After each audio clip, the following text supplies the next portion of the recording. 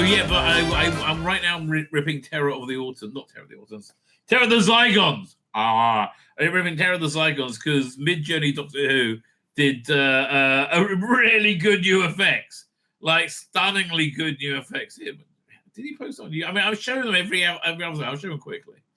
Hang on. Let me find it. Mid-Journey. But Alex Phillips did an interview, I think, yesterday on an Israeli place.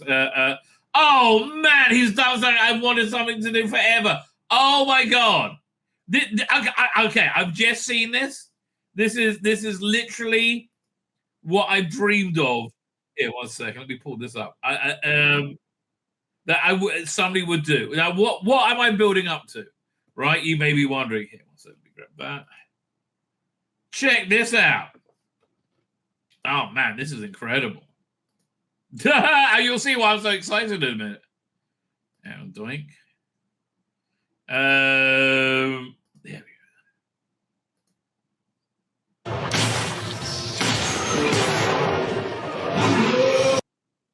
Okay, if you can fix a Merker attack, all right, you can change that whole story. Holy crap. If you can fix a Merker attack, you can fix the Garn in, what's that story? Not Enlightenment. Not Enlightenment. The one with the skeletal armor. Written by Stephen Gallagher. Not Warriors Gate. The other one. Oh, with the lasers. This is last one. And not Enlightenment. Just thought it was going to say Enlightenment again. I got to think of it. I might have to look it up though. This is last story was with the lepers.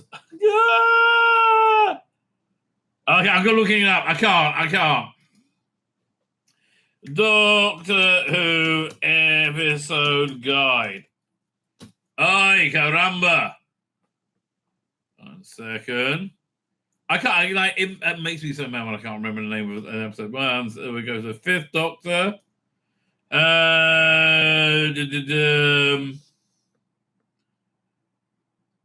Terminus. There you go. Oh, that was genuinely. I mean, let's look at that again. It's incredible. Oh, mate, you go for it, Mid-Journey Doctor Who. That's incredible. I'm really, really psyched for that. See, for me, that just makes Doctor Who so much better, right? What did he say with that tweet? Mike, Merker attack. Oh, yeah, so here's his new effects he did for comparing to the original effects for Terror of the not Terror of the Vervoids, Terror of the Zygons. Let Zygons be Zygons, baby. That's what I say.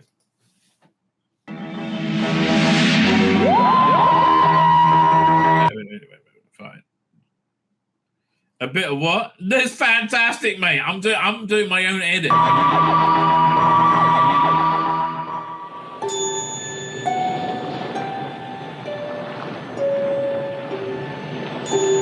Yeah, it's just cool. I think I like the new versions a lot more. Now, here's the question though. Like, if I'm going to do an edit with these new effects, would I also re-edit it to be like a movie-length version? Like, because I prefer that right now. I'll give it a pre-title teaser sequence, right? Oh, the internet's looking dodgy. Would I do that? I think I would actually. Right, so I'll do this bit first, but then I wouldn't go right after it starts attacking. I would cut to the next scene when you got the Doctor's feet on the desk, right, or whoever it was. And said, "Doctor, we've had some rum doings here," and then you go when you see his face. Yeah, maybe I'll pull up that clip. Hey, listen, Willie. With tomorrow's supply contract, can you send over a few haggis? The chef we have here isn't the kind of first thing about. Willie? Hello, Willie. Can you hear me? Over. I'm going to say none of this is AI. This is Charlie Rake to Hibernian Control. Are you receiving? I say again, Charlie Rake to Hibernian Control. Do you... Okay, dude, it's enough of leading. You read me. Over.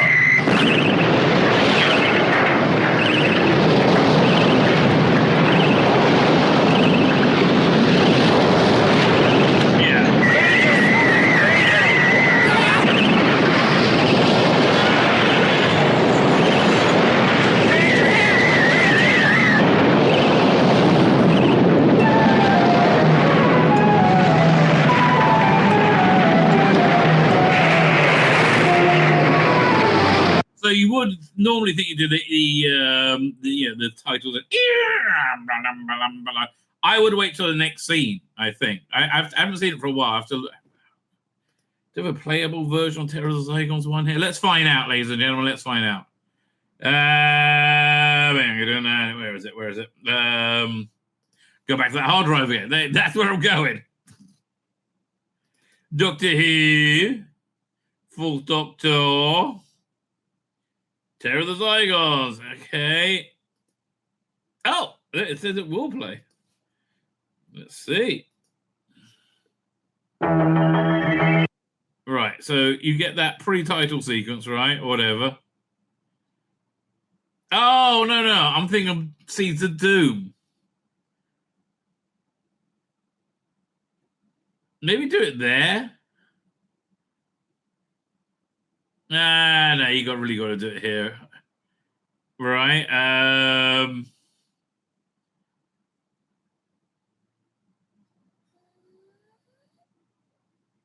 Oh, this is a great story. Fine.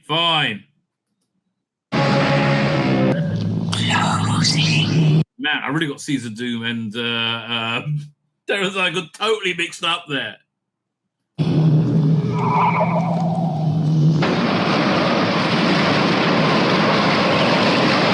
Right. This is a bigger job as fixing the Merca.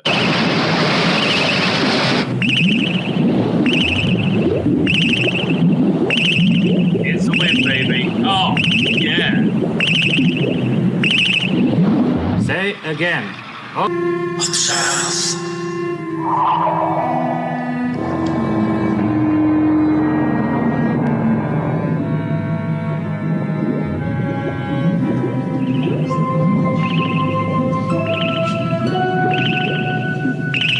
Yeah, I'll go for all of these ones. We've got great spaceship. Oh, yeah, look at that one. Destroy him at once. Oh, I didn't see that one. Spaceship taking up from the water. Let's have a look.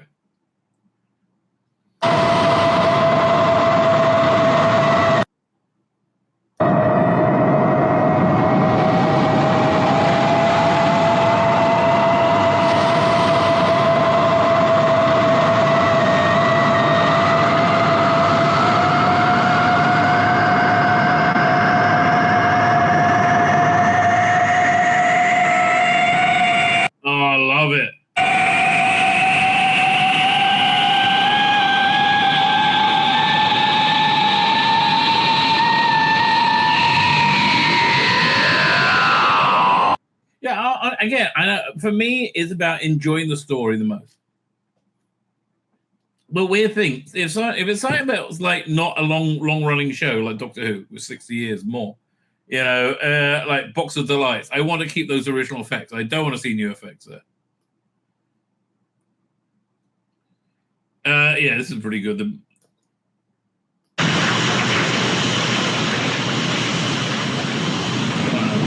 It blowing up.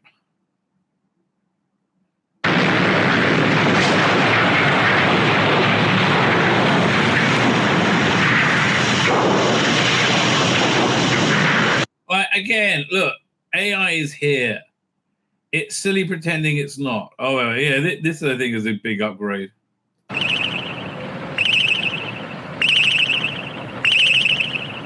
Yeah, I'm sorry.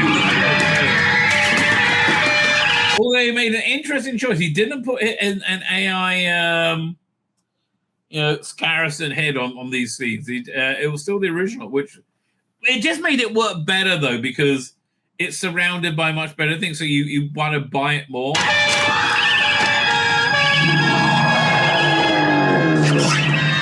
it! Fetch it!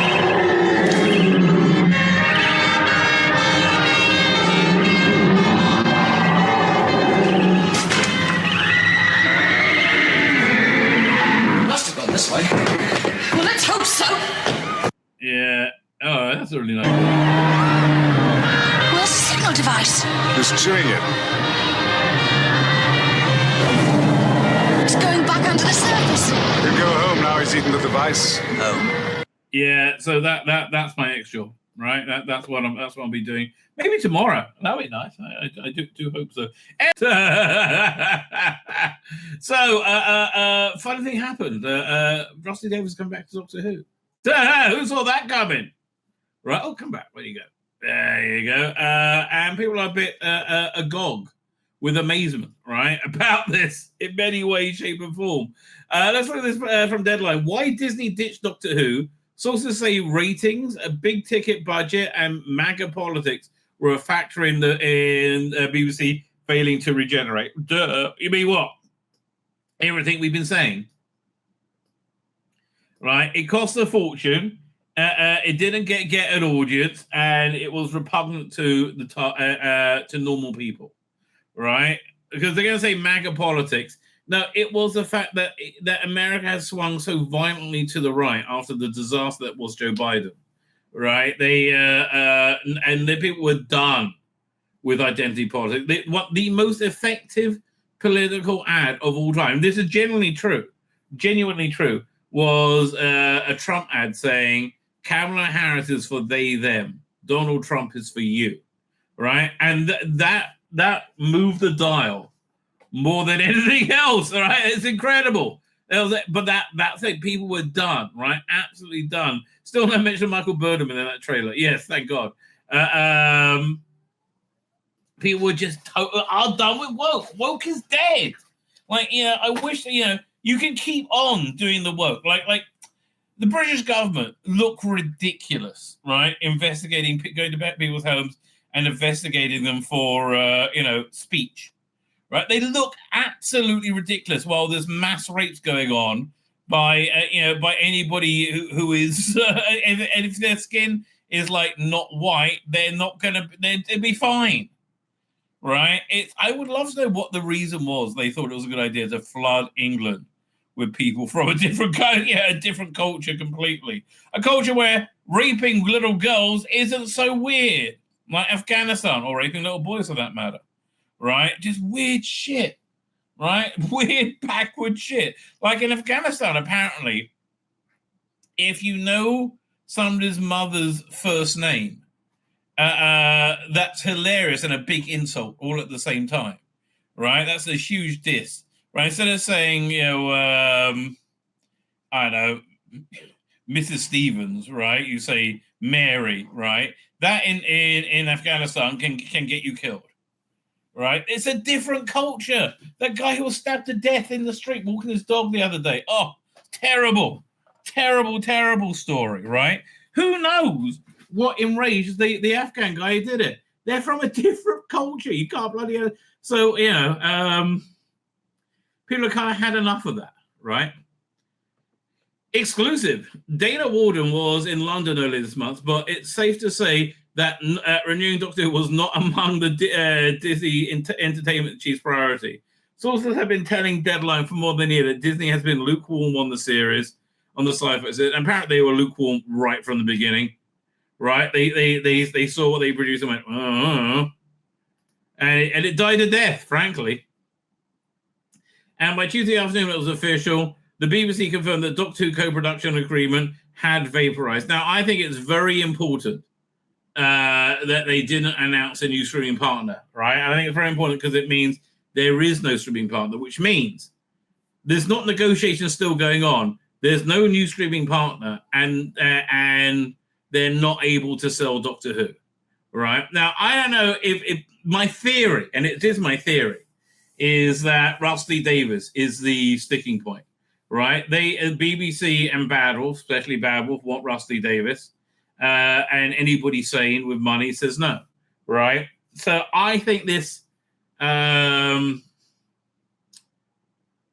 special, it could be doing one or two things. It's either a shop sample of what you can do with Doctor Who, or cleaning it up to so it's more saleable again, right? So you can so there's a good chance that he may put his whole era into a bubble universe, right? I don't know how you can't predict Rusty Davis because he's fucking crazy, right? You have no idea, right? But that might be the job he has to do, or wrap it up permanently, right? I don't know. and then for there to be a new production to start, just like they did with James Bond, right? It was at Vaporize. That was conceived as a plan to marvelize the franchise. What was conceived as a plan to marvelize the franchise did not translate into a Big Bang. Yeah, because it didn't light up the world, right? And it could have done. It could have done, right? They could have had huge audiences. And they said, nah, not for us. We don't want huge audiences. We want to be queer, right? And like, yeah, God, yeah, like it was again. I won't say who it was because it was in a private message, but it was so true, right? Somebody was saying to me today that when Pride started, it was a great thing. It was fantastic. Like when people were actually being beaten up for being gay, right? Absolutely, there's a need for pride, right? That's the universe I grew up in. Like people should, like, even though, like, you know, I'm a Bible thumping Jew, right? And I know the Old Testament says, man shall not lie with man. Okay, but it's not my fucking business. Like, I'm not here to, to grade everybody's scorecards, right? And that's something else I think big in the Bible. But certainly, nobody should be getting the shit kicked out. There should be no queer bashing, right? Absolutely not, right? So I think it started off as great. I'm 100% with it. And it's descended into just sick degeneracy now, right? Where you have naked people in front of children. It's degenerate, right? Where you have, like, again, where you have furries and chicks with dicks, right? And they got to be part of Doctor Who, right? That's degeneracy. It's very fringe sexuality, in my opinion, right? I don't think it's a healthy or a normal thing for. I think a lot of the transgender thing is born out of the increasing severity of the unlimited free porn in the world, right? Apparently kids now they see porn, like, and it's all like this violent, disgusting porn where you got like people choking out women, right? And then I can understand little girls go, yeah, that's what it look like for me. Maybe I'm trans. Maybe I'm gay, right? And also men, maybe they think the girls into they want. I don't know, right? But I believe Dr. Rusty Davis' Doctor Who was part of this problem that fundamentally hurt the world by making it a more degenerate one. Yeah, I felt his Doctor Who was this degenerate. I mean, having Jinx Monsoon in it, and the week he was announced, he was on a podcast saying he randomly met somebody in a gay club. And they fucked each other, and he lost a condom up his ass, right? I don't want to know what consenting adults do in private is fine. I don't want to know what goes on in a gay club bathroom, right? It gross. I think it's disgusting. It grosses me out, and not because it's like the same sex, because it's gross public sex, right? I think it's degenerate. But again, I think it's anybody's consenting adults' right to, and nobody should be. Yeah, again, in a consenting adults in private should never, ever, ever face any form of tyranny or abuse for, whatever they want to do, right? It's not my business. It's not shouldn't be the state's business as long as nobody's getting hurt and everything's consensual, right? Fine. No problem whatsoever, right? No problem whatsoever. The only reason I would be opposed to legalizing prostitution, because again, that seems like consensual sex because it's very easily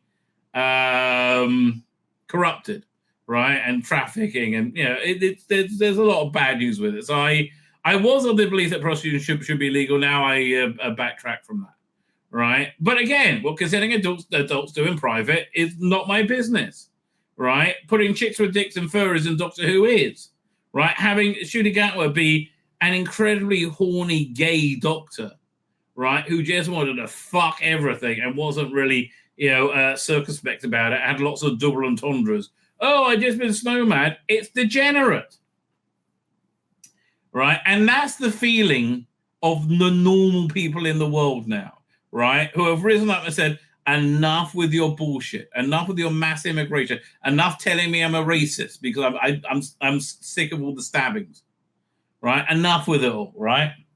So also believe there's a plan to marvelize the franchise did not translate into a big bang, yes, but it could have done. It said the partnership had died with a whimper, with Disney not even putting out a statement to mask its passing. Fuck me, I didn't even notice that. So what doomed the Doctor Who deal, and what comes next? I forgot they didn't even put out a statement. That's a real diss, right? That's a real diss. Bloody hell. No, and again, the way it could have been good is just by being Doctor Who, right? Being fun, exciting, silly, being Doctor Who, scary, right? Not being a soapboard for the queer world. Soapbox. Then I've spoken to multiple sources in the Doctor Who orbit, and they say Disney deal fell apart for a variety of reasons, including concerns over shooting gap with show's failure to break out from its established fan base. It didn't break out from fan base; it contracted the fan base. Right? It evaporated the fan base. Right? It did even worse than Jodie Whittaker, and Jodie Whittaker did awful. Fan base. And its big ticket budget, it didn't break out from its fan base. It shrunk the fan base, I think, considerably. Others suspect that fears of a woke backlash may be a factor. Yeah, but that was only from November, and I think this deal was sailed way before then. Although, how long has Fantastic Four been in production? Right, because that they did their best to not wokeify. Right, that was a hard, and even though they put Pedro Pascal in it. Right, and I think that really killed the movie. It was studiously not woke, right? And woke. Star Trek: Strange New Worlds, not woke. I mean, it looks like Star Trek Starfleet Academy, woke as fuck. But like, what can you do, right? And it's going to be, nobody's going to watch it, and if they do, it's just going to take the piss out of it.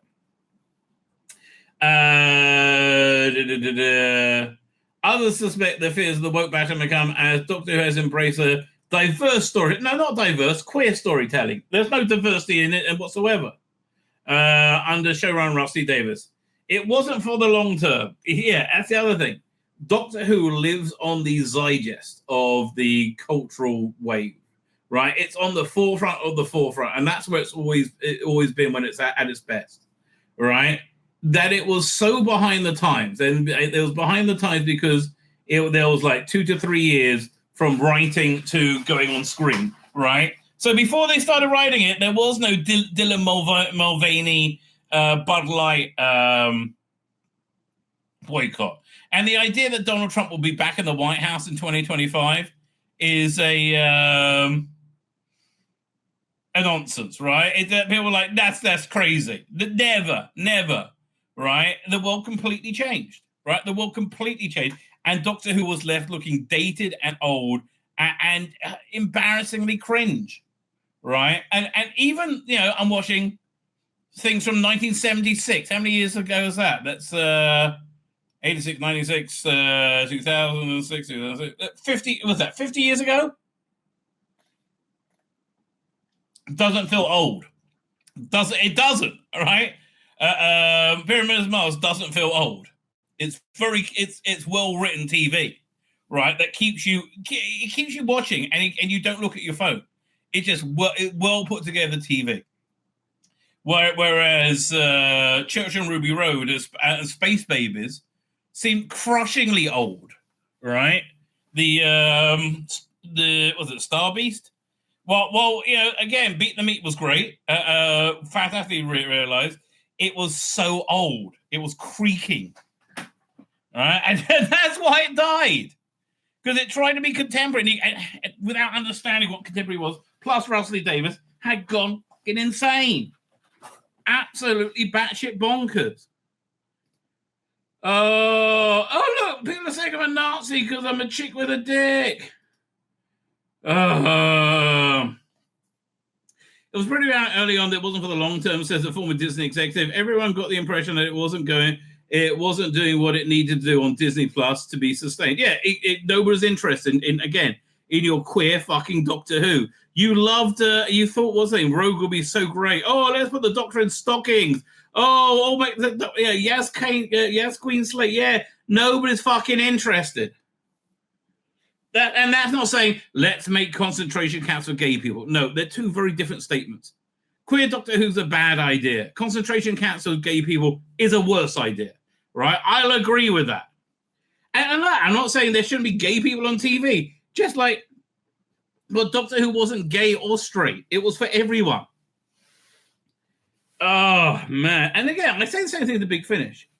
Like how much does it reduce their audience to embrace the Jodie era? And how much does it, how much would it reduce the Jodie audience to? It reduces their audience to, if not ignore the Jodie era, cauterize it from the rest of Doctor Who. Right? That would be a good idea for them. We're about to. To be saying another person close to Doctor Who adds the writing had been the wall for ages. There had been a complete lack of enthusiasm over at Disney. Yeah, because it wasn't a success. It's that fucking simple. It wasn't a success, and that's the only thing that matters. And we kept telling it wouldn't be. I mean, like, honestly, Russell, had you employed me as an advisor, I would have told you, you're out your fucking mind, mate. Shruti Gatwa, no. Jinx Monsoon, no. Yasmin Finney, no. And that's October 2022. Disney agreed to co-produce Doctor Who, was inked at the height of the streaming wars, just a week before Bob Iger walked back into the building and started scaling back the spending. It was held from a time when the unprecedented pact to bring together two giants of entertainment, but the ex-Disney insider said they soon detected regret at spending so much on Doctor Who. The budget was somewhere between £6 million, that's $8.5 million, to £8 million per episode, we understand, putting the value at £168 million. So, okay, so for that, that's... what do we do the math on that? Hang on. So, how many episodes do they get for that? There's 25. 8, 16, 17, 18 with the Christmas specials. And the 18, 19, 20, 21 for the David Tennant one. 25. Right, it's 25. So, 8 times 25 equals... This is 200 million, not 168. I don't understand. Oh, if it's at 6 million each, I think that's supposed to be 6 times 25. So, okay, they're saying somewhere in the 168. We understand, but the value do as much as 168 million. Okay. The former House of Mouth employee notes a lack of marketing firepower behind the brand. Nowhere near the might of brands like Marvel or Star Wars. Well, yeah, it could have had, right? And this was, I think if it was better, Disney would have got behind it more, but it was just shit. And look, that's how shit it was. Disney, the company that bankrolled the unwatchable woke shit that was The Acolyte, I thought this was shit. That's pretty darn shit, mate. Okay, that's not good. You're not doing well, if that's the case.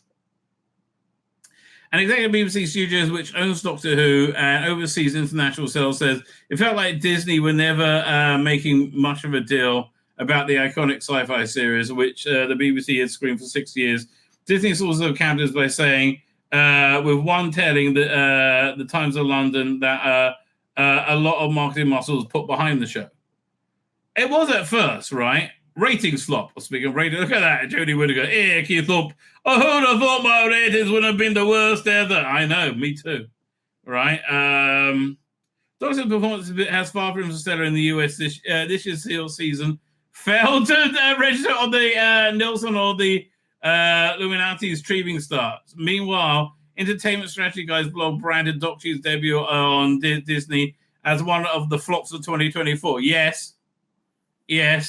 It was also there was also a serious lack of buzz around the. I think Space Babies, they looked at it, what is this shit that we put into? That which only managed one primetime Emmy nomination for outstanding choreography for a scripted show, and I don't think he even won that, did it? That's for the incredibly shit idea. There's always a twist at the end. right? During and it's funny when Doctor Who was doing well, and that Russell Davies could be all coy and wink to camera. And, oh yes, we're going to do a Beatles show without any Beatles songs, right? But Russell, you can't bring it, mate. That's the trouble. On BBC, it's seen an alarming drop in viewing figures. Season 15 averaged 3.8 million viewers according to the 28-day figure, and I call bullshit on that. Really, I do. This represents a decline of 1 million for the prior season, right? Season, the first starring Shooty Gatwa, produced by Jane Tranter's Bad Wolf. Both Gatwa seasons were down, and Jodie's concluded in 5.2 million. Again, bullshit. The ratings were, and they were didn't know what to do with Doctor Who because the rating was so low at that point, like 5.2. That's such a fucking lie. It's just such a lie. I mean, what, the concluding season or the concluding episode, right? When you had David Tennant and everybody else in it. Ratings were not up to much. Someone involved in the series, ruefully acknowledges. Well, BBC drama boss Lindsay Salt thanked Disney for being a terrific global partners. Okay. The House of Mouse was not nearly as glowing, with the spokesman simply confirming the BBC statement that noting that Shooting Out the season will still remain on Disney Plus outside the UK for the time being. Sources tell us that BBC and Disney had initially planned to make a statement about Doctor Who's future after the premiere of the spin-off The War Between the Land and Sea, but Disney moved up the house, and Disney was just fuck off. Fuck off with your bullshit. Maybe Disney are Doctor Who fans, all right? By the way, see this like rainbowy, flowy thing in the background here? So this was the year that they had, what's it called? The sequel to Pyramids of Mars, and shit that was. But if you remember the original Pyramids of Mars, when they open up if you've seen the Blu-ray, right? Everything, but they open up the sarcophagus, there's a like rainbow-like effect, like in the time tunnel, which I thought this could be like a modernized version of. No, they just didn't fucking think of it.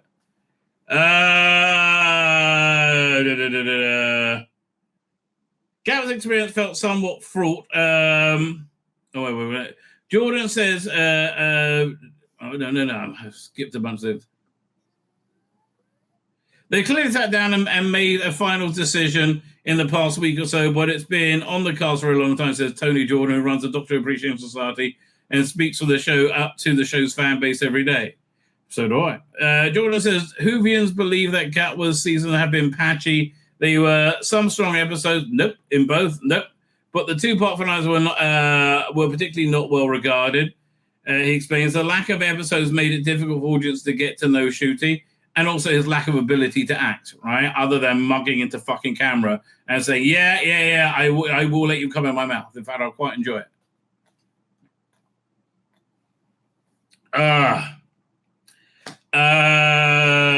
To really develop the storylines. Gatwa's experiment felt somewhat fraught. He left after 2 seasons and later blamed burnout, with the 33-year-old actor saying he was getting old and my body was tired. That's before going to a ballet show. Dr. Who Saul says the show suffered from Gatwa never really fully embracing the role. Right. Yeah. It wasn't that it wasn't Shooty Gatwa was Doctor Who. That Doctor Who was Shooty Gatwa, right? On the cootie. But there were more to there is more to the role than performing.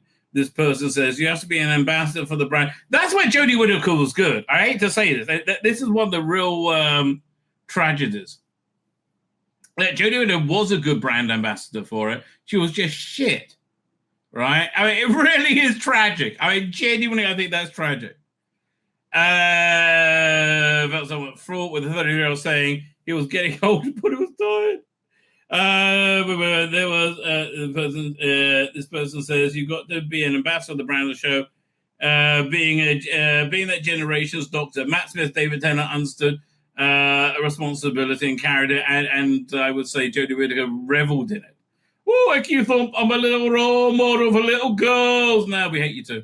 Another well-placed interview source says Doctor Who became too woke for Trump's USA. It's a USA that voted for Donald Trump.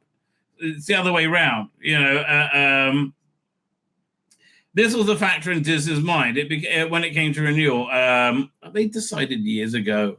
Underwriting deficit, he cast a transgender actress, Yasmin Finney, featured drag queen drinks from soon as a villain, and played host to a historic gay kiss between Trudy Gatwick and Jonathan Groff, which drew complaints from BBC viewers. Not many. And like most people know, I mean, I thought it was shit, right? But like, there's no point complaining to the BBC. Disney incredibly unlikely to ever admit that policy was a factor in Doctor Who's cancellation, but Jimmy Kimmel's brief suspension was revealing the company's desire to minimize MAGA wrath. Yeah, what you mean? The vast majority of your customer base. Yeah, smart move. Smart move. And again, have you noticed the handbrake turn Disney has made from woke? Right, they just don't know how to do it, but they're trying. With Davis yet to commit to showrunning future seasons, it's possible Doctor Who could have dialed down the diversity under Disney renewal, but the fact remains, no, they already poisoned it. They need to restart it essentially. But the fact remains that celebrating the difference has always been part of the show's DNA. No, it hasn't. No, it hasn't. Celebrating the right to be who you are, right, has been part of the DNA. But with what's it called again? Invisible Enemy, the giant prawn thingy. What's the name of that thing? Contact has been made. Whatever. When it was microscopic, Tom Baker was like, "Well, it's got a complete right to live," right? And as soon as it became macro, right? He's like, "Well, now I've got to kill it," right? Where are we up to? Doctor Who's post-Disney reset. Season 15 concluded with the ambiguous note with Gatway regenerating into Billy Piper's Rose Tyler. We don't know it's Rose Tyler. A Doctor Who companion of yesteryear. Georgia speculated this will be temporary, and Davis will just announce for the 2026 Christmas special to tie up loose ends. I mean, that does seem more likely, right? That they can't really do anything. They can't sell it to anyone until they start the loose ends. Now, there is a possibility that there's a new production team going to be in place next year, and they're going to announce a new show right after the Christmas special. I doubt it, right? Because they're announcing like, look, Doctor Who's doing great. We got The Wolf from the Land of Sea, which has been in the can for a year, right? And we got the CBB show that's in development and it's never going to happen. Right, so if they'll scrap, I'm surprised they didn't say they did this big finish, the Blu-ray range. They were desperate to say something is happening with Doctor Who when nothing was, right? Absolutely nothing was. So my guess is there's no. The earliest there'll be a new season after this, 26.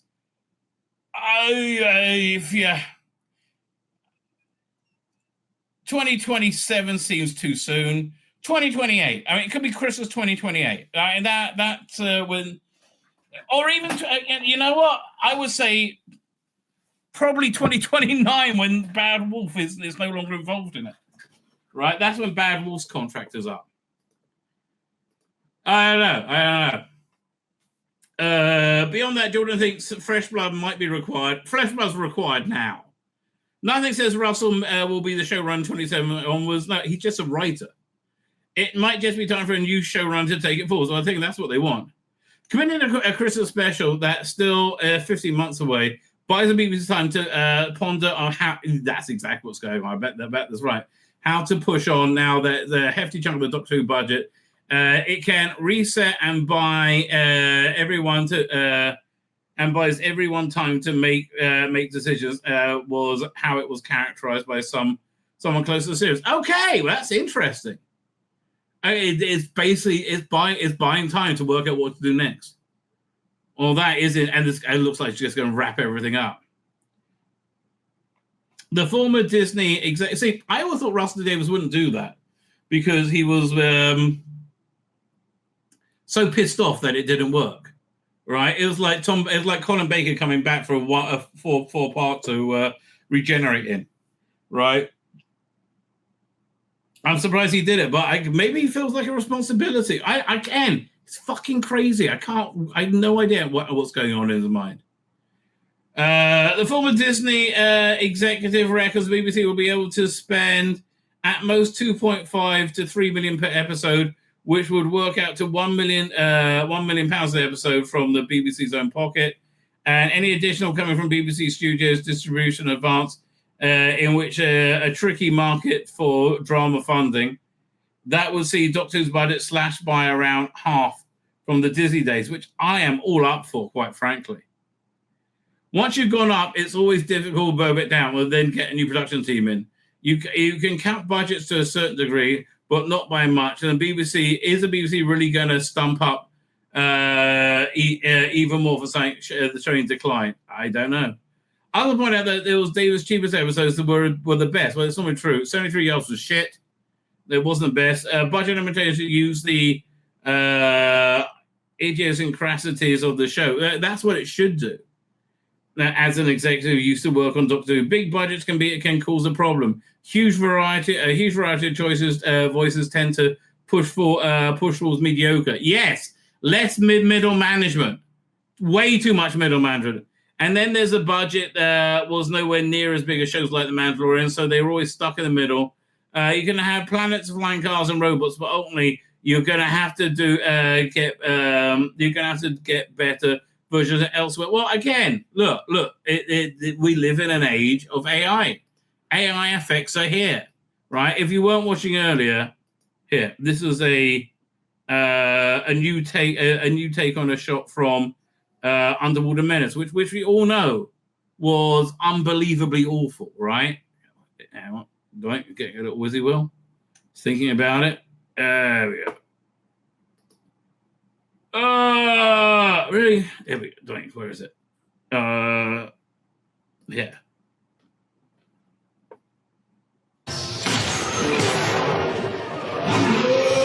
Right? Massively superior, right? And I think you could. This is the way effects work should work. I mean, that you don't need an effects budget anymore, or your effects budget is slashed by 75%. I mean, that's just where it is now.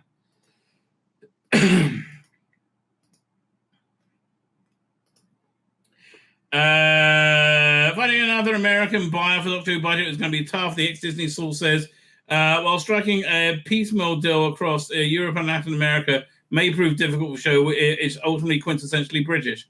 How do you suddenly convince the buyer to take Doctor Who when it has been on their platform? When it hasn't been on their platform so long? Exactly, but it's still possible. He understands that prior to Doctor Who, prior to Disney Plus, and the BBC striking up a co-partner deal, an alternative option was presented to the then BBC boss Piers Wenger, who would have raised up to 5 million an episode without input from a big American plan. This plan could yet be revisited. Yeah, okay. The BBC Studios executive strikes a positive tone in the American buyers are still in play, pointing to the $1 billion Taylor Sheridan NBC deal as proof that media giants are willing to pay big. But yeah, but not for something that's a total failure, right? I could make a case for any streamer wanting to create a foothold in the world of a pre-existing fan base. Yeah, you did that with Disney, and then you fucked it in the arse, quite literally. And if I'm Paramount now, I'm looking at the Taylor Sheridan 2029, and I'm thinking about the IP. What else can I buy for my streamer? It's they must be putting their heads together. Okay. Coincidentally, Doctor Who's first 13 seasons have been recently come off HBO Max in the US, meaning a deal could be done for the entire series. And our BBC Studios argues that Disney's indifference towards Doctor Who may prove to be a blessing in disguise. I don't think in the States there's any real association with Doctor Who and Disney, except for the fact that the past 2 seasons were on Disney Plus. We're talking about this show that has relaunched many times and shown up many different places. Salt, the BBC drama boss, also gestured to the timeless quality of the show, reassuring fans that TARDIS makes at the heart of the BBC. Okay, so this is a treading water move, right? Which is why they could stump up the money. Yeah, so the BBC is treading water. Essentially, they don't really need to announce anything till 2027 now, all right? And that might just be we're doing another Christmas special in 2028, right? It could go like Only Fools and Horses. They've done Christmas specials every year, all right? Did they? Well, let's have a look. 1 second. Only Fools and Horses episode guide. Yeah, I'm sure they missed some years.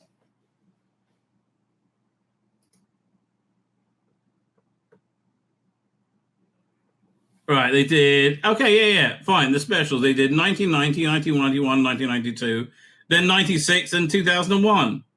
Right? Yeah, I can see that. Right? I can totally see that going down. Oh, no, was it 91, 90...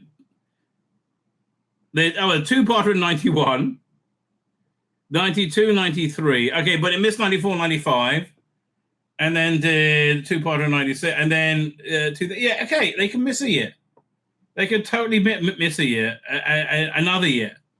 I don't think they want to, but yeah, it gives them time to think, right? It does give them time to think. If we're going to do, Stephen Braddock said, if we're going to do budget thrillers like Horror of Fang Rock, all the better. Force them to use their imagination. Exactly. Right? You're exactly right there, Stephen Braddock, right? With less budget, the stories are important. Yeah, they forgot about that, right? Archer Collins says, the problem is when you try to make something for everyone, it can't work because people are different. What they mean is for anyone who is interested. But no, it was more for people. It was more for Rusty Davis and the queer audience, right? Fine, but let's talk about Nabil Shaban. God bless him. He's passed away, right? And what a great Doctor Who villain. I think that's the starting point. An absolute great Doctor Who villain. So let's pull this up. So they born. And again, I think this shows the brilliance of John Nathan Turner.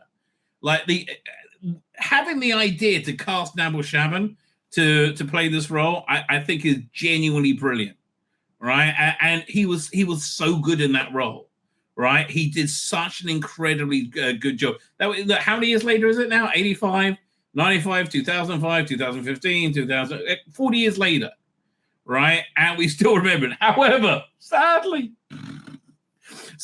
me and Nabil had a bit of a weird falling out, and his anti-Semitism didn't take long to come out, right?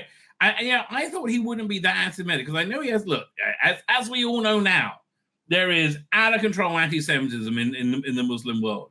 But as he kind of rejected the Muslim world to a great extent, I thought, oh, maybe he's not. I just assumed he wouldn't be. Nope. No, so anyway. I think it was 2 years ago, like a short 1 minute video. I haven't done shorts for ages, right? Where where I said, "Happy birthday, Nabil Shaban." It was his birthday, right? And I said, how great he is as Sil, and their further adventures of Sil, which we're going to look at right now, from Big Finish. Both of which I can sort of recommend.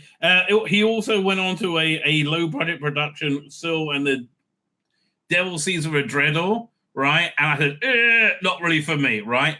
He had a meltdown. He had an absolute meltdown like this. The weirdest thing I've ever seen. Like, I was generally complimentary about him, and he was like, "You evil rabbi! You must be a Zionist!" I'm like, really went nuts. It went as far as he contacted other YouTubers who I'm friendly with and said, "You got to watch out for me." He sent his sons, he talked about my sons, to assassinate him for Mossad. Really? Why? And he was enraged because his spin-off, which was really bad. I mean, look, the reason it was so bad, God bless him, was it was just too cheap. I mean that's really the bottom line. It was just way too cheap. Let's see if we can find the trailer for it. Hang on. So, and the Devil Season of Dreador. There you go. So you had Christopher Ryan in it, not in makeup, playing Kiv, and it really didn't work, right? Because for many, you want to see him in makeup, right? And he had Sophie Aldrin in it playing a draconian. Look, God bless you, Sophie. She's not the world's greatest thespian, right? She's okay. She was okay at eighth, but like, you know, she's not going to be doing Shakespeare anytime soon, and she's a bit over the hill now, right? And don't get me wrong, I have nothing against Sophie Aldrin at all, right? I quite like her, but like this thing, the whole thing was just a bit cringe, right? Genuinely a bit cringe. I mean, that's the way of best way of describing it. Here, let's look at the trailer. Come back, Envoy Sill. You can't do this to Phil! I will be frank. The best bit of this video, this thing, was Nabil Shaban, right? 100%. You are. It was also written by Philip Martin, but again, it's really kind of painfully cheap, and it doesn't really work for it being so cheap. Accused of introducing a hybrid cocapamine drug commonly known as devil seed. After the sentence has been carried out, all that will remain of you, Cell, is a puddle of green slime. What is that? Commodore will fall into a pleasant if someone. Yeah, again, he had his body transferred, he had his mind transferred into a human body, and it's just, I don't know, a bit lame. Endless sleep. Mistress now. Oh, that's Sophie Aldrin as a Draconian. And it's an interesting idea. It's just, she's not a great actress. I don't know what to tell you. I mean, like, that she reached her thespian heights, again, 40 years ago, and then moved on and got married and had a normal life, right? That's where she should really be. What of her?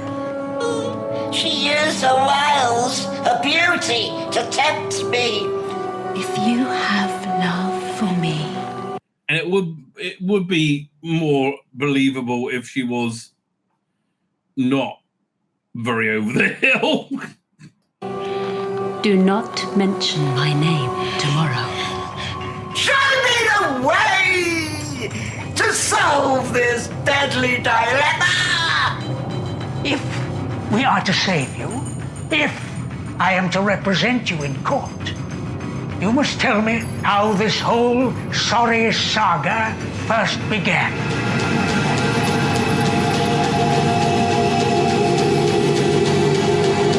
There was just a bit too much of Nabil Shaban as Syl ranting into camera for a long time. Where does the truth lie? Not Darren, I can't remember your name again. Whatever, Funky Evans, right? Says it was a good script, but it was way too cheaply made. Yeah, I mean, but the way you saw the cheapness of it is in that they would do things because they couldn't really afford to do anything else. Again, a lot of it was like Nabil Shaban soliloquizing.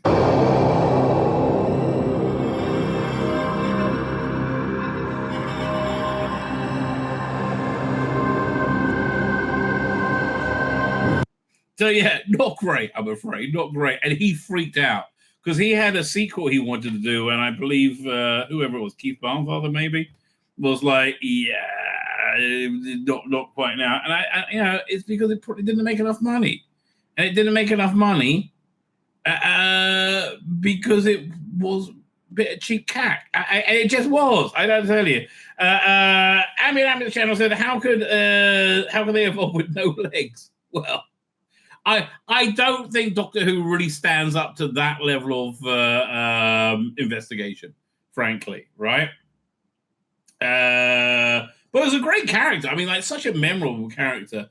It's better than Sophie's acting in Shakedown. Well, God, yeah. Yeah, well, again, Shakedown, by the time they made Shakedown, which was like the early 90s, Sophie Aldrin should have really moved on, right, to to whatever her normal life, right? And again, nothing against them. By the way, Crows Godwise very much disagrees with me, saying mechanical web shooters is what makes Peter Parker the equal to Spider-Man. That is true. I just think it's kind of stupid, but it's okay, right? It's okay. Problem being, quite aptly comes in and says that Sophie cannot act. I mean, everybody can act to a certain extent, right? I mean, she's not like, I don't know. But again, it was so bizarre of it, right? It was so bizarre of it. He literally said I was sending my sons on a covert mission to murder him on behalf of Mossad. I'm like, dude, that sounds a little bit anti-Semitic. I hate to tell you, right? I hate to tell you. That is it. Says, I've interviewed Keith Barnfather on this exact topic. He tells the truth of why the sequel wasn't made. I'd love to see that. That's very... we all recorded it before, yeah. Look, they would make another one if it made enough money, right? It didn't, so therefore it didn't. Now, Sil did return after his two appearances on Big Finish, and both of these, well, one of these is good. One of these is kind of embarrassing, but it's only because the script itself was embarrassing, but I will go to that why. So this one, the Antidote to Oblivion, this was really, really strong. It was written by Philip Hinchcliffe. It's Sixth Doctor again with who was it? Lisa Greenwood. What's the name of her character? Would she play Flip? I can never remember. Yeah, Flip. Trouble is, Colin Baker's had too many companions, right? So the blurb is Future Britain is bankrupt. Its corporate owners facing financial ruin. Fortunately, the Universal Monetary Fund is and its slimy representative Sil are willing to give the president a multi-billion-dollar credit bailout, but terms and conditions apply. And Sil's proposed austerity measures go far beyond mere benefit cuts. Yeah, he was like, it was a really good Sil story, right? He was, going to ship off humanity's food or something. I can't remember what he was doing, or slaves. Responding to a distress call, the Doctor and companion Flip land in London, whose pacified population has been driven largely underground by Sadiq Khan. I could really see Sil and Sadiq Khan. They seem very similar to me, right? But horrors down in the dark. There's nothing to do in the horrors, but await the Concord HQ, where a young biochemist in Sil's employ is working on a permanent solution to the nation's terminal unprofitability. Because in the final account, Sil plans to make a killing. So again, the way this came out, this was just before the era of woke. And as such, it was a wry, satirical view on unbridled corporatism, right? And look, here's the truth. I mean, look, there is unbridled corporatism. Who was it I saw who pointed this out there? And I really agreed with him. And he's a super, like, anti-Trumper, anti-reform guy, artist. What's he called again? Brian Williamson, very good artist, right? And he's like saying, well, yeah, who would have thought it would only take 40 years of having to improve profits for shareholders would have some kind of negative effect. And I agree with him, right? That really is corporatism. I mean, what's corporatism? Making shooting out with Doctor Who, right? That is the typical corporatism, when they do like moronic things, like make Star Trek Starfleet Academy. Like, you go, how? How do that? Because, like, these are corporate bozos, right? And corporate bozos, I mean, other than making shit science fiction, also destroy the world. they much more regularly destroy the world. But this was kind of a good one. At $10, I'll say that's probably worth the punt, right? Generally speaking, Big Finish, way overpriced, right? Sadly. And then you got this one, Mission to Magnus. Now, this one's a bit painful. I will be clear. This one is really genuinely a bit painful.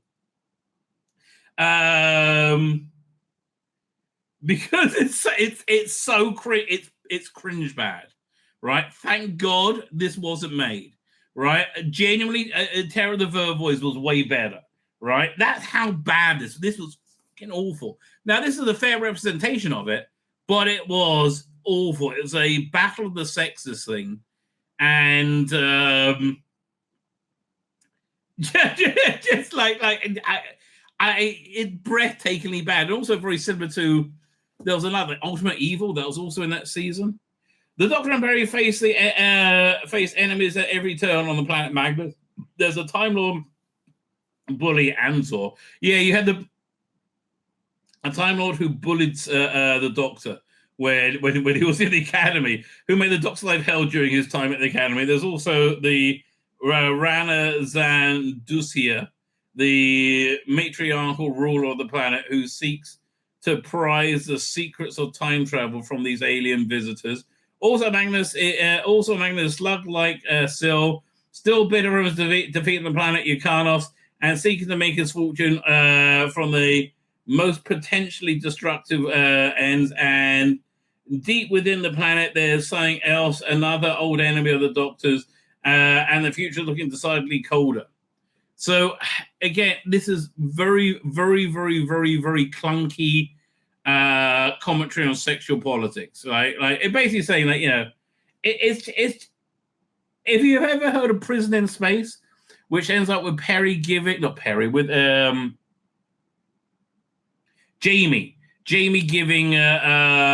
this woman a spanking. And again, it's like when you read it, when you listen to it, you get your face turns red. It's genuinely embarrassing. But again, this adaptation of it is a fair adaptation, I think, right? And again, look, Nabil Shaban is really good in the role, right? He's really genuinely great, and he really took it and made it his own, right? Problem being, we just said where we're up to. There you go. I feel really sad I can't celebrate Nabil's life when he was so utterly verbal about Jews in Israel. I had no idea. I think he came with me. Still was a great character, and that was the extent of it. He was a good advocate for the disabled. Yeah. But look, I don't know. I find it hard to hold a dead anti-Semitism against them in most times, because it's mostly from culture and ignorance, right? I'm not really mad at him about it. Right, I'm really genuinely not mad at him about it. And what can I say?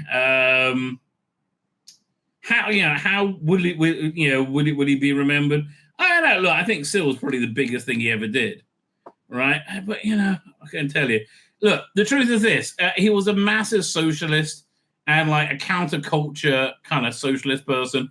And you're going to end up being angry, miserable, and alone if that's your worldview. That's just more likely than not, right? You're going to end up being angry, miserable, and alone. Here, now let me find this next thing I want to look at, which I was really shocked at because I saw this on Thursday, right?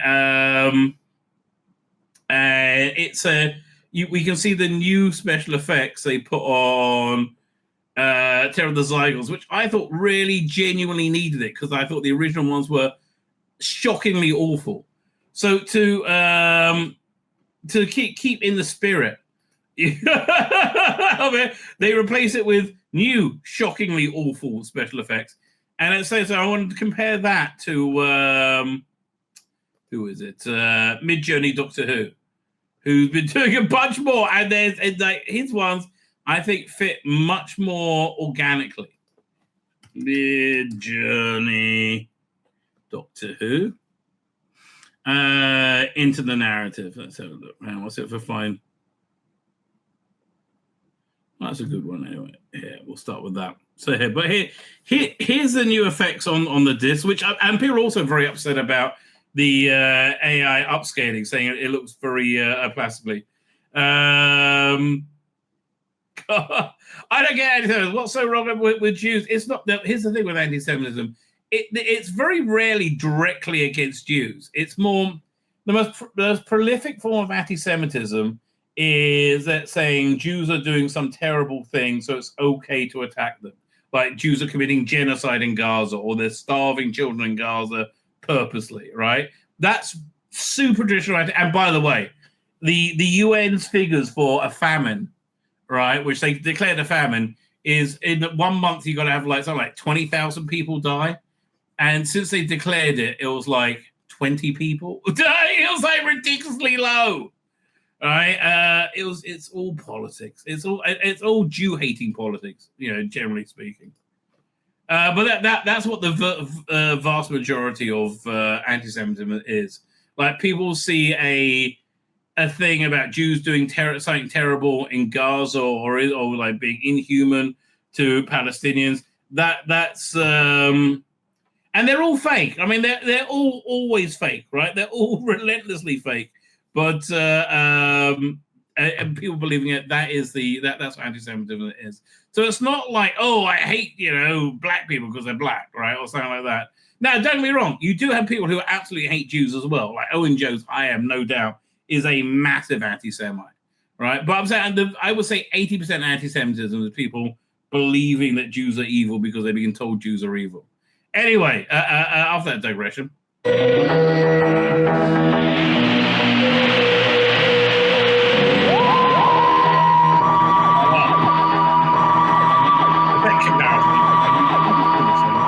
Credit. Hang on. Who did this? Let me. Dan the Man from 2150. Oh, he does a lot of effects comparisons. I'm going to put his channel in the chat because I feel like a bit of a cunt not doing that.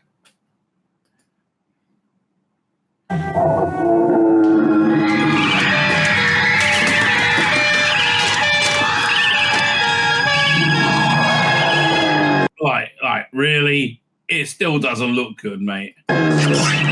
Fetch it. Fetch it. And when he throws it, it's supposed to throw into his mouth. And, like, he's looking away when he does it. Like, at least in the original, it's looking in the right direction. If he did that, it would just bounce off its head.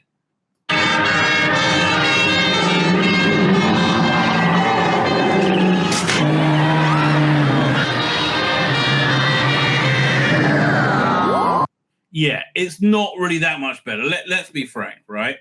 Now you got these AI ones, and this is why AI is going to be huge. I mean, I don't understand why 90% of effect shots are not done in AI. They probably are done in AI now, right? Here's a good one.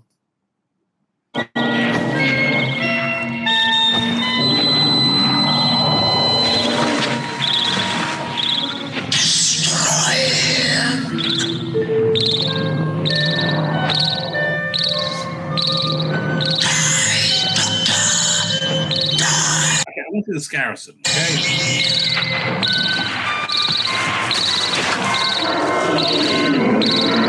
okay, so look, this to me looks like it's 1975 effects technology, right? It feels like, do you remember the ad for Chewits with the giant monster? Let's see if I can find that ad. But it looks very much like that. Wait, did I put this guy's thing in the chat? Yeah, I did. Good. See if I can find the Chewits ad. Chewits. Oh, okay. Chewits advert. Does it come up straight away? Blimey. There you go.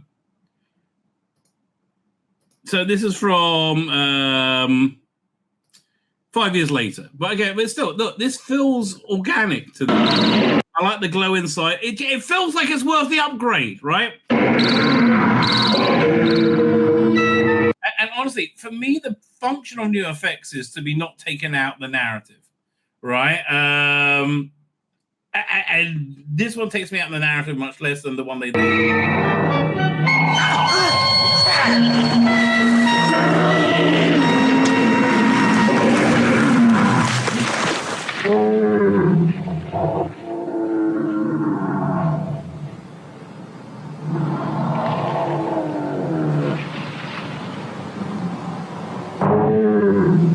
Honestly, it's just right. It really is. It looks plasticky, but doesn't look fake. I don't know really how to explain that, right?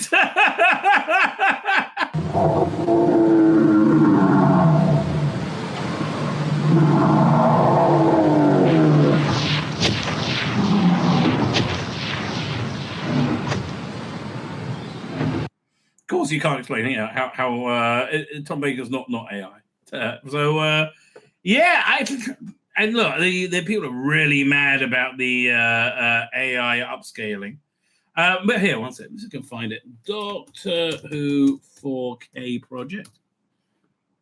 So there's this. It's on Patreon, right? You got to pay something like $2 to be able to access this. But yeah, there's this guy, fan upscaled, and boy, did he do a good job. Right, excellent. Do have the does it have the YouTube clip? What's it? Yeah, let me post.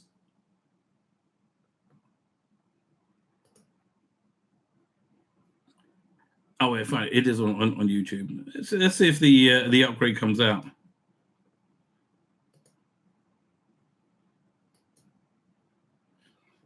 So let me just share this with you. Doctor Who upscaling project.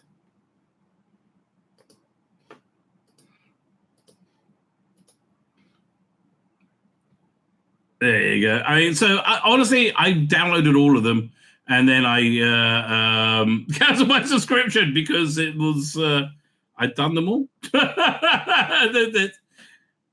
So here you get Pyramids of Mars and Seeds of Doom. And Horror Fang Rock is actually excellent. Is the 4K version of it, right? Logopolis, yeah. And again, it's so worth the $2, all right, or whatever it is. It's so worth it. Yeah, let me show the upscale of Pyramids of Mars. Right. My freedom, Horace. Okay, the trouble is you can only really see the quality if you're looking at it on big screen TV. So this is kind of pointless. Your curse is lifted. Now. But let's see if we can get. But you don't see that vengeance. You don't see that plasticiness that people are talking about. Yeah, is this the one where they removed the? Yeah, they digitally removed the hand. No, they didn't remove the hand. I thought they digitally removed the hand. I can move. Yeah, it's only these shots where you can see the texture of the mask, but you can sort of see what it is. Here, see, get a picture of Tom's face, and you'll see it's not like super plasticky. Got about 20 seconds.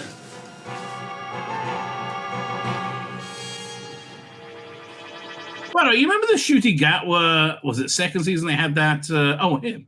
Dang, I'll bring that up in a minute. Did I download it? All right. We do Doctor Who season 13 AI upscaling. Let's see if I can find any images of that. Because people are pissed to hell about it. They are absolutely mad. No, I can't find it. It's around somewhere. Unless, hey, well, somebody sent it to me on Facebook, I think. Let's have a look. Doink. It's over here, maybe? Oh, here we go. Hang on. So this is by Pip Madley. I'll give you his channel in a second as well. Doink. Oh, and before we move on to there, yeah, just as a comparison for the Scarazon, right?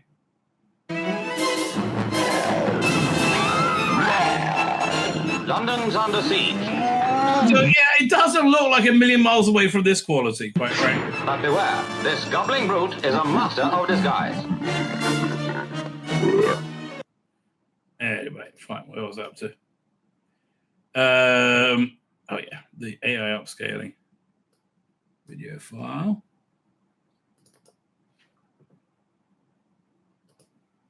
So this is posted by. Yeah. Oh, being ethical is such a pain in the ass. Got to find his channel. Doink. Pip Madley. I know nothing about him whatsoever. Right? There we go. Doink.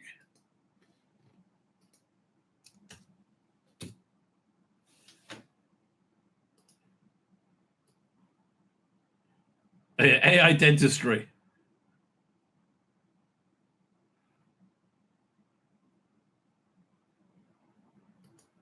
So look, I mean, honestly, I would never notice this in a million years. Oops. Like I would never notice that. Again, this thing also, the only thing I'll notice is like very plasticky skin. But I understand people are very, very pissed off about this, right? Gap filling. Yeah, look, I mean, one of the things we love about reality is its imperfections, right? And it does.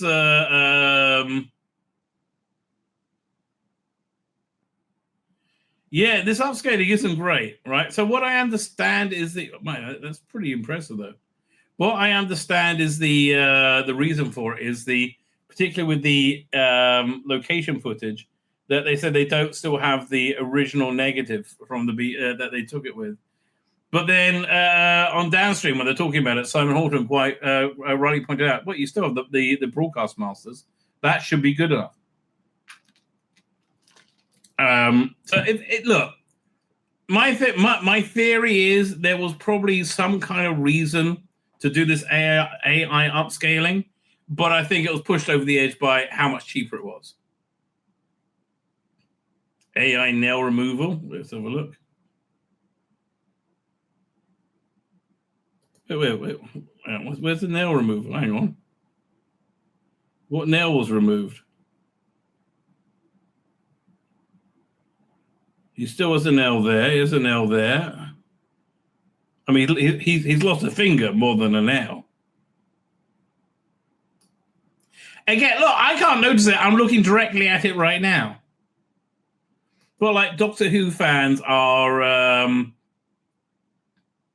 they want the original, right? They want the original. Yeah, that's awful. But again, I think it's from the location footage. Although they say Planet Evil is a really bad one. Ooh, boy, that's bad. Dan's saying he's discovered the reason they did it. I think it's a bit. I don't think money was not a factor.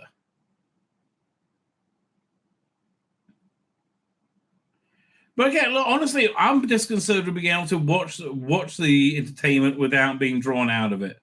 Right? That's my biggest feature. AI new stuff. What they adding in there? New white bits.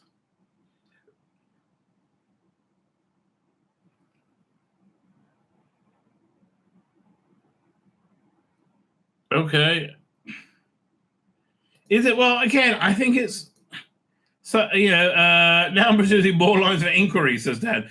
Stay tuned to Type 40 to find out more, is what I can say. But still, keep in mind that the Doctor Who upscaling project has your back, right? It's certainly got your back, especially on season 13. Again, you got Seeds of Doom, and is it Pyramids of Mars? Is the other one they got? Pyramids of Mars, 40 years old today, 50 years old today. So, I don't know. Now, if you this one more thing, right? If you, like me, were really disappointed with the season 7 box set, the thing I really wanted from the season 7 box set was new effects, particularly on Silurians, right? But all of them. So you go to this place, Doctor Who Matrix editions, and this guy puts, I would say, superior effects on, which also kind of work in the aesthetic of the new effect. Oh no, Android Invasion. That's the one that I heard is really bad. Yeah. So Spear from Space, the Silurians. This stuff is freaking excellent. Now, what it also does, you can get the originally edited ones, but it does these things called Matrix editions, which I think are excellent. Now, which again, a lot of people hate this idea. It works for me because I know these. I've seen these stories so many times. I know them so well. They're somewhat re-edited. They've been re-edited, Captain. They're somewhat they're very re-edited to match the narrative style of modern Who in a number of ways. It opens with a cold opening with a pre-title sequence, and then goes into titles. Generally speaking, works very, very well. And, they take like 4 episodes becomes like about an hour and 15 minutes, something like that. So when you have something like the Silurians, they break it down into 2 parts. They're both about an hour each. And look, for me, it tells the story.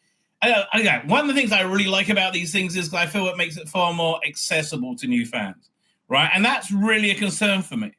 I'm about to have grandkids, and but like if you're one of the younger generation, you'll just be blocked from enjoying classic Doctor Who because of silly little things in my mind. So these re-edits are just absolutely fantastic, genuinely very good, and the new effects are. I keep showing you the T-Rex from Silurius, right? It is fan-freaking-tastic. So you got. So fans have you covered, baby. Fans have you covered. That's the way it rolls. Fine. Let's have a look at Caroline Ford, I believe, has been speaking. Where is this? Right. Okay. So this I find fascinating. Caroline Ford confirms that scenes for a different ending to Doctor Who season 2 were filmed and would have set up season 3. Well, really. We broke the story quite a while ago. Speaking of breaking the story, Dan's channel broke this story, and I followed suit. But it must have been about a month ago. Finally, Rusty Davis stepping down as Doctor Who showrunner. Yep, stepping down. Has stepped down, not stepping down.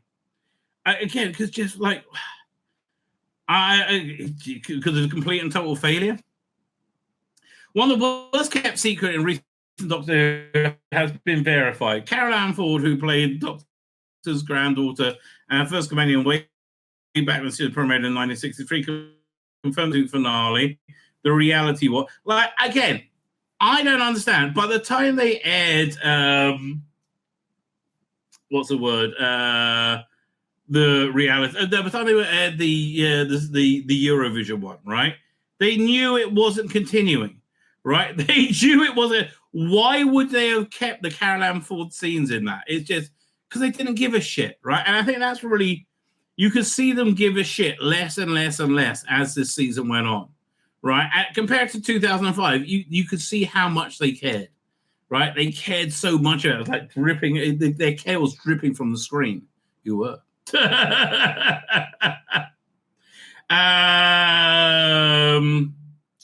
Where was it? So the reality would have been originally planned ending would have lead to the 3rd season. Ford was interviewed by fellow Doctor Who actress Katie Manning at the Parramatta in Sydney, Australia, earlier this month, and spilled mostly. Also, was interviewed by Josh Nares, who seems like a bit of a douchebag to me. Right? Well, I don't know, but he does seem like a bit. Honestly, anybody like big in fandom in the current era, they may be okay, but they're probably a cunt. Right? Look, the trouble is with modern Doctor Who. Doctor Who since Jodie, it's begged for a different audience, and an audience of maladjusted, miserable, purple-haired weirdos who have a bizarre sexuality that just makes them angry all the time, right? And they hate everyone, and they call everybody else Nazis. That's what Doctor Who fandom is presented as nowadays, right? Is that the majority of Doctor Who fans? I really don't know. I really don't know.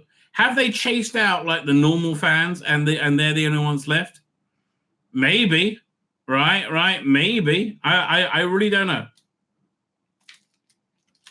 I would like to hope no, right? I would like to hope no, but who knows? But again, look, here's the thing.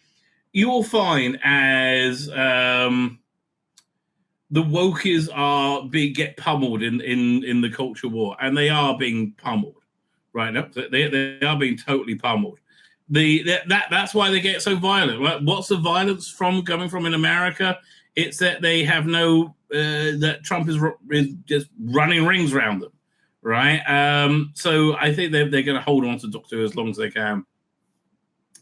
So Susan really turned up in a telepathic burst when the Doctor, Judy Gatwa, I disagree with that, was trapped in space during the Interstellar Song Contest. imploring him to wake up before he throws to death. No, it's okay. You can be fine. Free Seth. Eagle-eyed view of the step forward was filmed in the TARDIS set. She popped up again on TV in Wish World, trying to alert the Doctor that he was under the Rani spell in an alternate reality. Things come in threes in Screenwriting 101, and the viewers might have expected her to show up in the finale to pay off all the teasers. Well, yes, if you thought it was going to be written competently, yes, you would think that, wouldn't you? Oh, the first example of that didn't happen. However, she did film a third appearance for the reality was a kind of cliffhanger tease to the third season. I mean, look, it's so obvious to me. I think to just about everybody watching, they just assumed this was going to be the greatest thing ever and go down really well. They're still in a state of shock and misery that it's felt so hard, right? Yeah. Susan Shadow in the it was on TARDIS, which will anyway. But that didn't happen. However, if she filmed it, where is this? Still from the original ending, showing the Doctor and Belinda rather see through at a party, possibly to celebrate reality being restored and the world saved, was even released, ended up on Disney Plus landing page, as if they couldn't even be bothered to hide that the finale had been altered. They couldn't be bothered. No one gave a shit. It reeks of failure. That party scene is not in the broadcast version. All right, this thing, but where's Susan? Man, Veral see-through is hot. I'm sorry. I mean, again, she probably hates Jews as well, but me, is she hot? Oh, man. Anyway, I digress. Do I want to digress? Not really. Let's have I think it's worth zooming into. Yeah, Veral see-through is very, very, very hot. Oh, maybe she should come back to the thumbnails. You did see it in the episode, which will sort of introduce my coming back for Tom Manning, where I was holding hands with a little beautiful tiny black child, 3 years old. We were watching through a window somewhere where the audience wasn't supposed to know, and the audience wasn't supposed to know where we were watching a newly embodied hour and watching him have a wonderful time singing and dancing in a party in a shop opposite where we were. Well, again, I really hate that. That's how they represent the Doctor, right? Just like, oh, I'm gonna have a party and feel good and maybe fuck some random strangers and do a lot of drugs, right? That just doesn't seem like Doctor Who to me, which is clearly the indication they're giving from what they're showing on screen. And we were watching a newly embodied grandfather who was now Judy Gatwa, blah, blah, blah. Obviously, my character, was longing to just go there and fling her arms around the ground and say, Grandfather, how lovely to see you after all this time. And how did you survive floating in space? And why have you changed? Because he likes dick now, I think. That's really the definition of his character. Anyway, that was unfortunately not to be. For reasons I know and will not disclose, she said, shutting down further conversation. Yeah, they crashed and burned. We all know, right? We all know. Those reasons are probably that the third season was not greenlit and Gatwa had decided to leave the show shortly after being fired. The reality was reshot with new scenes that turned Poppy into Belinda's human child, daughter, and therefore not the Doctor's daughter. Okay, that kid was just awful. But her being the Doctor's granddaughter makes a lot of sense. So it makes more sense than being Belinda's daughter, which made no sense whatsoever. The whole arc of the season, get Belinda home, and you never got her home, right? You just made an alternate universe where she was a single mother in a very expensive flat, a very expensive house, I should say. So it was reshot that turned Poppy and Belinda's human daughter, and therefore not the Doctor's daughter. Everyone who cared already knew that this, based on the information that was out there, including the mother of the young actor who played Poppy, confirming on social media. So it seems to me that they were going to they were probably setting up this kid to be the timeless child or something stupid like that. Just a lot of bad ideas, right? A lot of bad ideas. But what's this? They're bringing back Malcolm in the Middle. Let's see if we got a picture of him. Hang on. Do you have to look on Instagram? Blimey. Okay. The older one hasn't freaking changed at all. Like, Freddie Muntz looks pretty different. But the young one, Dewey, holy shit. Wait, which one is that? Because he looks like a... Really? I was still not the poster yet, but then I listened to the song. I just got too excited a few to see the new episode. And I missed... Wait, who's he? I don't know which one of the brothers that is, but it's a scary looking guy.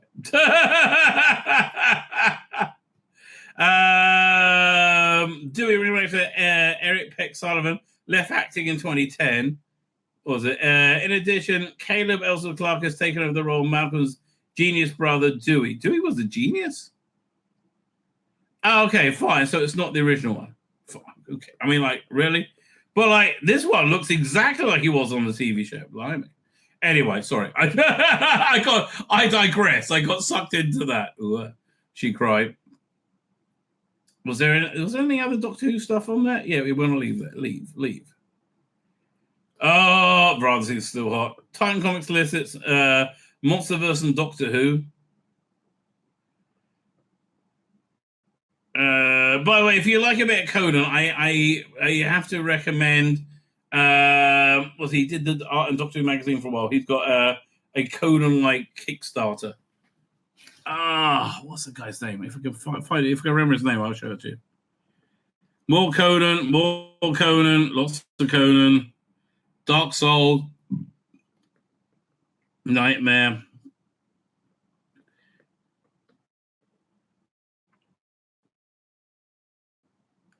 I just who is buying this? I am. It's beyond me. I really don't know. I really have no idea. And like, how many months of shooting out were comic strips that they have lined up in Doctor Who magazine? Yeah, this looks pretty darn bad. Here, let's see if we can see a bit more of here in.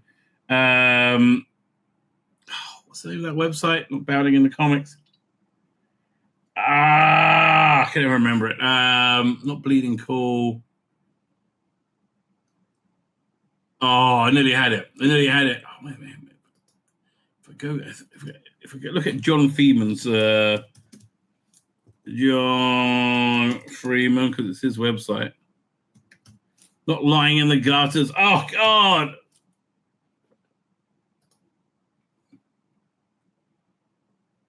No. Oh, 1 second. Doctor Who Comics. If I do that, I might well find the groups. See all. I might. It's not lying in the gutters. Oh God, it's really making me crazy trying to remember it. Doctor in Prem, Doctor Comic Strips. Maybe this one. It.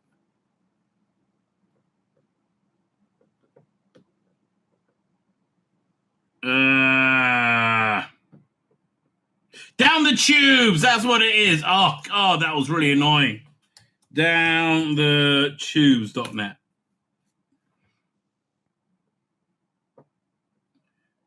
Let's see what they got over here. I see Master Replicas are taking over all the failed lines. Doctor Who Appreciation Society Celestial Toy Room 2026. Doctor Who. Oh, wow. Well, what's that? This is a big story. I can't believe I missed this. Doctor Who Magazine US distribution changes ahead, because if it loses US distribution, it's dead. Right? It's absolutely dead. Because that's what they need. That's what's kept it afloat all these years. Because I believe if it goes under 15,000 circulation, they get cancelled. And it stayed around 16, 17 because it's got 4,000 a month is sold in America, right? you go. Doctor Who fans concerned they may face challenges in getting their hands on the latest of Doctor Who magazine can rest easy for now. Publisher Panini tell Down the Tubes the US side of the long-running titles distribution is still being carried out by Diamond UK, a separate company from the troubled Diamond US for the time being. Because Diamond Distribution, who was the major distributor of comics across America, went under eventually, right? It took them so long is quite remarkable. So currently Doctor Who magazine 623. God, that was such a bad issue. That was such a bad issue. It was on sale in the UK. UK News was on 6th of November, with the 21st century, with the 21st of January on sale in the direct market supply to stores in the United States. Is the last listed issue of the current distributor Diamond Distributor Comics. Now that listen, I don't know if Big Finish is going to survive this wilderness years. I don't know if Doctor Who magazine is going to survive. It certainly won't with covers like that, the Jodie one. The prompted concern from some US fans that it might soon be hard to get copies in the local shops, or just order it online. What's a big deal? As here. Is Huna NA still there? This is a place that I always got stuff from when I lived in the States, and in fact, after I moved to Israel, I still got it from there. All right. Well, they got lots of old copies of Doctor Who magazine. 1 second. Doctor Who. Bookstore or magazines?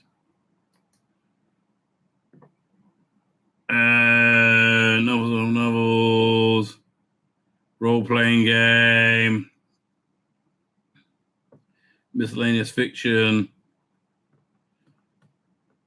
No, it's not there then. Is there a magazine section? Hang on. Bookstore. Figure, toys and games, model, miniatures, electronics, posters and calendars, DVDs, collectible, bookstore. Let's try bookstore again. Man, they have Virgin New Adventures? Wonder how much they say for. Well, obviously not. Obviously not. Magazines, right there, right in front of me. Wow, that's a weird collection they got. So you should have the most recent first, no? Sort by newest.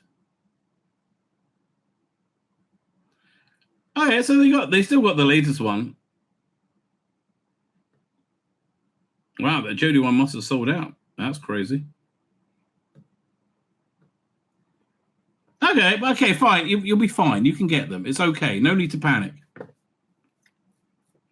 As many Down the Tubes readers will know, our distributor Diamond Comics in the United States is undergoing restructure and embroidery. It's closing. It's in receivership, I believe. The unexpected loss of certain exclusive publisher relationships compounded by the overall contraction in consumer spending, increased by inflation, and the loss of a margin of key print product line. And also, I think spending 10 years telling your audience that you fucking hate them, right? And making Spider-Man comics about, fat lesbians sitting around eating in their apartments all day, right? And then they go out and they shout at Spider-Man. Whatever. After running all the options, Diamond determined that finding Chapter 11 was the best course of action. It is operating to secure a most favorable outcome for the stakeholders.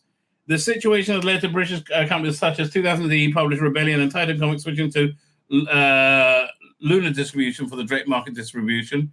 Rebellion agreed a non-exclusive back in May, although currently only some Rebellion's books and the best of 2000 are in their catalogue. However, Panini is still currently contracted with Diamond UK for the direct market distribution in the United States. Okay, then. Question is, how long will Doctor Who magazine be able to survive? I mean, and again, if they're going to keep on leaning into Jodie, it's a bad idea. It's a bad idea. Sessionatorium it was that the information magazine? Yeah, that was like their like newsletter, right? So they got a new one coming out on the 23rd of November. Celebrating the fifth of Bay Peter Davis and feeling covered by Karen. It's a lovely cover, isn't it? Can we zoom in on what's in there? Wow, this is beautiful. Is that Dave Gibbons? It looks like it's so much in the style of Dave Gibbons. Can I zoom in on this anymore?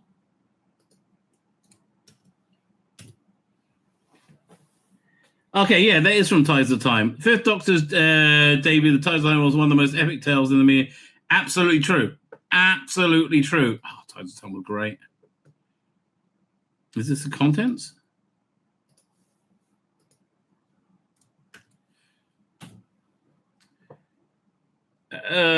Okay.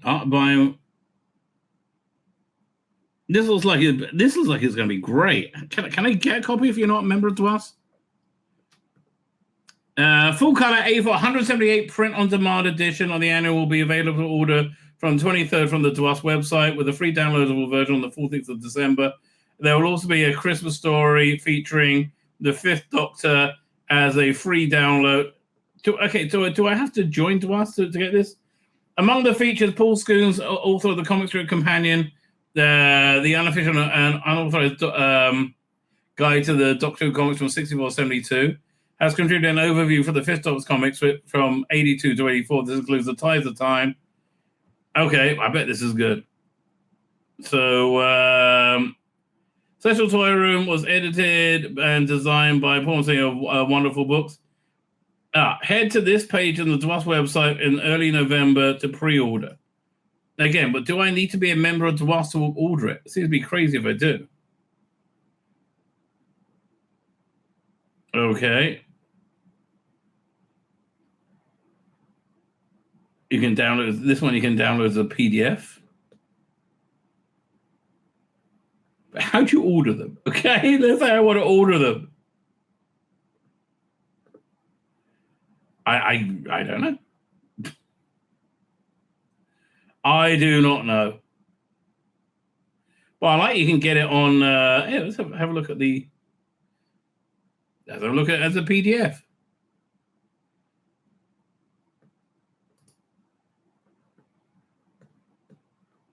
Again, man, I would really like to get some of these. This looks like really good reading. Okay, how can I get this?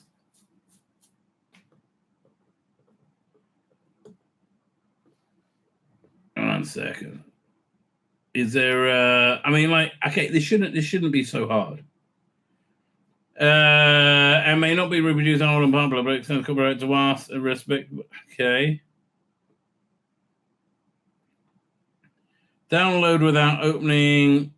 I want to be able to have a physical copy. But no. Okay, I guess no. Fine, I'll look again in November to see if it's out. Because I really want to get this. This looks great. I want to actually get the Wilderness Years one as well. That looks fantastic. When did this come out? Let's have a look again. Does it have a publication date? Annual 2025.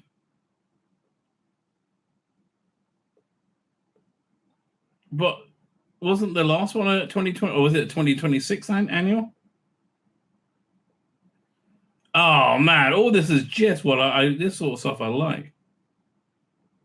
I mean, I'm glad I can get it as a PDF, but I want to buy it. Take my money. Shut up and take my money.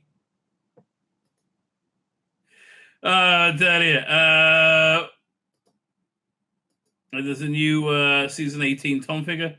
That doesn't look good. I'm sorry, that hair looks not right. That looks good. But these things are freaking fortune.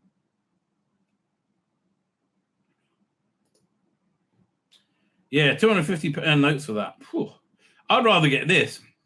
Oh, there's only 12. Oh, wait, there's a featured high to low, right? So you get you get a signed one for an extra $50. The master figure there, bit of Patrick Troughton there. Yeah, no, I don't want the 15th Doctor statue. No, I'm fine without that. Really, doesn't that look like it's just got a giant dick coming out of the console? I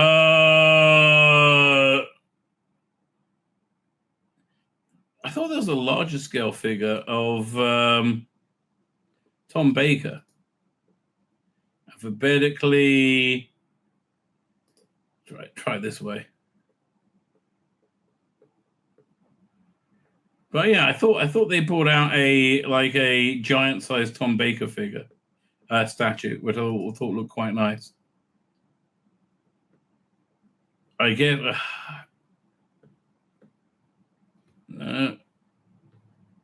you get a Dalek.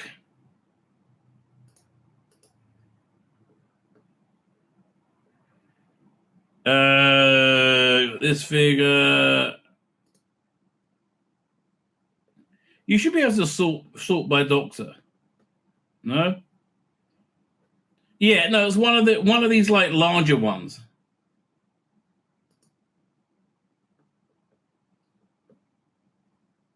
Oh, okay, fine. It was like this one, the 10th Doctor statue.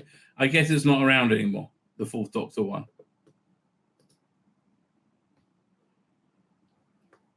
Yeah, because this was quite large. Honestly, 10th Doctor just kind of irritates me now. Oh, wow. I want that. How much is that? And how big is that? 125, like for 4.5 inches wide, 11 inches long. Bloody hell. Don't want it that badly. What Battlestar Galactica stuff to go? Let's go full circle. I love the Raptors. Oh, the Raptors are gorgeous. Do you have a base star? I love the Cylon base star. But my Blu-rays of it came with this. It seems to be very, very similar action figure of a Cylorian. Not Cylorian. Of a Cylon. By your command. Oh, there you go. I do like the modern base star. Right? I think that's very cool. There you go. Blimey. Ah, man. I just saw the time. Do I still have members anymore? It's a free to the public, so on 23rd, when the book is available, it'll appear on the website. I still want to get the old one, though. That looked fabulous, right? That looked absolutely... Thank you, Dave Marlin. Avis Nick Boy is here. How you doing, Avis Nick Boy? Funky Evans, I didn't realize it was still around. Apparently so. Right? Apparently so. Fine. I think I'm going to wrap it up there. I do have a couple of these Special Touring hardbacks.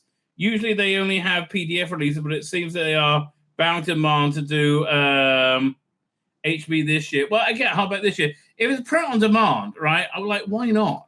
I don't. That's the other thing. Like we're looking at like the death of physical media to a great extent.